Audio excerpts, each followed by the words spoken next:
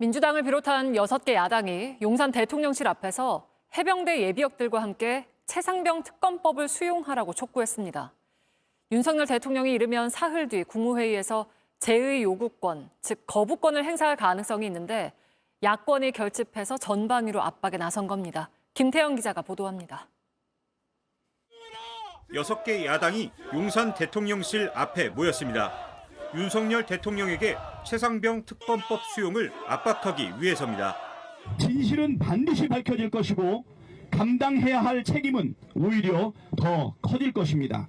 대통령이 또 거부권을 행사하면 그 다음에는 국민이 대통령을 거부할 것입니다.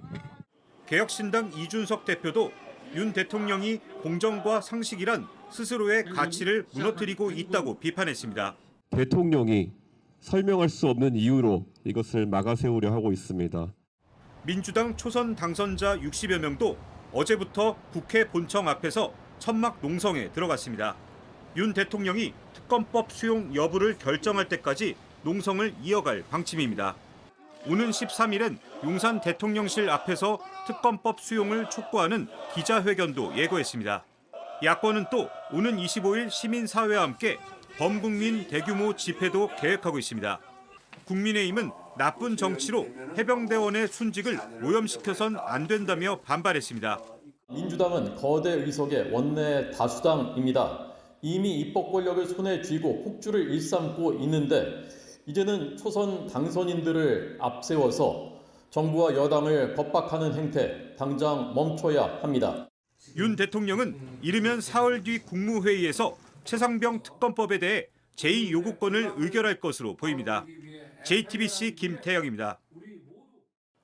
국민의힘은 최상병 특검법 반대를 당론으로 정할 가능성이 큽니다만 당론에 어긋나더라도 찬성하겠다고 공개적으로 밝히고 나서는 의원까지 나오고 있습니다. 이탈표가 나올 가능성에 관심이 쏠리는데 하예빈 기자가 보도합니다. 추경호 국민의힘 원내대표는 대통령실과 기조를 맞추겠다고 했습니다.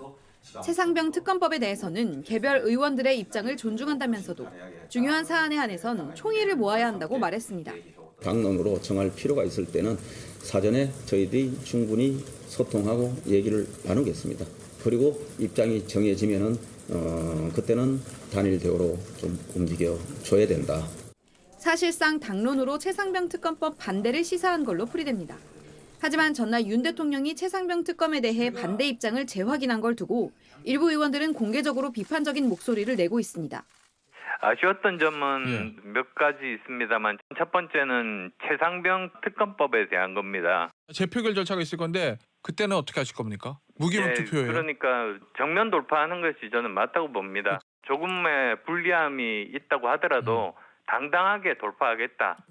조혜진 의원은 페이스북에 공수처 수사를 핑계로 특검을 회피하는 건 더 이상 유효하지 않다고 했습니다.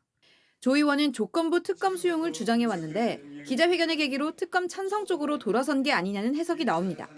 국민의힘에서 현재까지 드러난 찬성표는 재의결에 필요한 17표에 미치지 못하지만 재표결은 무기명으로 이뤄집니다. 야당도 물밑에서 설득 작업을 벌이고 있어 국민의힘 지도부가 안심할 수만은 없는 상황입니다. JTBC 하예빈입니다. 저희 취재 결과 공수처가 해병대 공보정훈실장을 소환한 걸로 확인됐습니다. 최상병 사건이 이종섭 당시 국방부 장관에게 보고되던 바로 그 회의에 참석했던 인물입니다. 이 자리는 이종섭 당시 장관이 수사 대상에 임성근 사단장을 꼭 넣어야 하겠느냐고 처음으로 물었다는 의혹을 받는 자리입니다. 공수처의 수사가 이종섭 전 장관의 턱 밑까지 온 걸로 보입니다. 박현주 기자가 단독 취재했습니다. 박정훈 전 해병대 수사단장은 지난해 7월 30일 당시 이종석 국방부 장관에게 최상병 순직 사건을 처음 보고했습니다. 이 전 장관과 김계환 해병대 사령관, 국방부 정책실장, 이윤세 해병대 공보 정훈실장 등이 함께한 자리에서입니다. 박 전 단장은 이 자리에서 이 전 장관이 사단장까지 형사처벌 대상으로 하는 것이냐고 물었다고 했습니다. 이어 김계환 해병대 사령관이 물증과 정황이 있어 경찰에 이첩해 수사할 사항이라고 답했다고도 했습니다. 임성근 당시 사단장이 혐의자에서 빠진 수사 외압 의혹의 시작점일 수도 있는 겁니다. 이 전 장관은 사단장을 언급한 적이 없다며 부인하고 있습니다. 공수처는 정확한 사실을 확인하기 위해 또 다른 참석자인 이윤세 해병대 공보실장을 오늘 참고인으로 불렀습니다.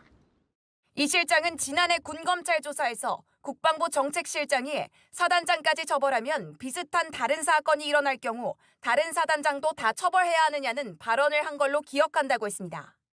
그러다 지난 3월 박 전 단장의 항명죄 재판에선 발언이 있었던 건 사실인데 누가 했는진 기억나지 않는다고 말했습니다. 공수처는 이 실장을 상대로 갑자기 언론 브리핑이 취소된 과정도 확인하고 있습니다. 이 실장은 앞선 군검찰 조사에서 국방부가 장관님 지시로 취소됐다고 기자들에게 말하면 안 된다고 했다고 진술했습니다. 공수처가 수사에 속도를 내면서 핵심 피의자인 이 전 장관의 소환도 머지 않았다는 분석이 나옵니다. JTBC 박현주입니다. 최상병 순직 사건을 수사 중인 경찰이 오늘 임성근 전 해병대 1사단장을 피의자 신분으로 불러 조사합니다. 최상병 순직 약 10개월 만에 이루어지는 임 전 사단장에 대한 첫 대면 조사입니다. 임 전 사단장은 지난해 7월 경북 예천군에서 수해 실종자의 수색 작업 중이던 최상병이 숨진 사건과 관련해 업무상 과실치사 혐의를 받고 수사를 받아왔습니다. 임 전 사단장은 당시 현장의 작전 통제권이 육군 54단에 있었고 자신은 지휘권이 없었기 때문에 책임이 없다고 주장하고 있습니다.